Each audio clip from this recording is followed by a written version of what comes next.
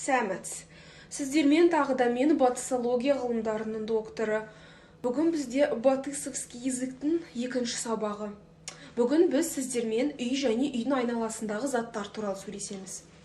Итак, ең бірінші сөз ол бізде отырғыш.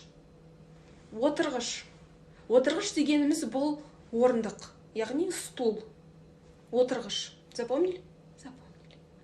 Келесі біздің сөзіміз көпшік. Көпшік. Көпшік дегеніміз ол жастық, подушка. Көпшік. Запомнили? Запомнили.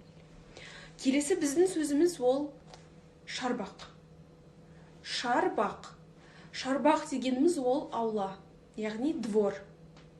Мен шарбақта жүрмін. Я во дворе. Запомнили? Запомнили. Келесі біздің сөзіміз ол сырт. Сырт. Мен сырттамын. Я на улице. Мен сыртқа шығып келем. Я выйду на улицу. Бірақ сырт деген, көше деген мағынада ешқашан қолданылмайды. Сырт улица. Тура мағынасында емес. Запомнили? Запомнили.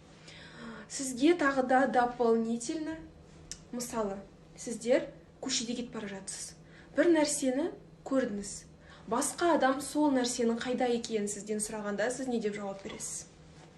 Жаттап алыңыз. Аняқта, мыняқта. Аняқта, мыняқта. Ана жақта, мына жақта емес. Аняқта, мыняқта. Жаттап алдыңыз ба? Жаттап алдыңыз. Сіздермен болған мен батысология ғылымдарының докторы. Келесі кездескенше сау бол.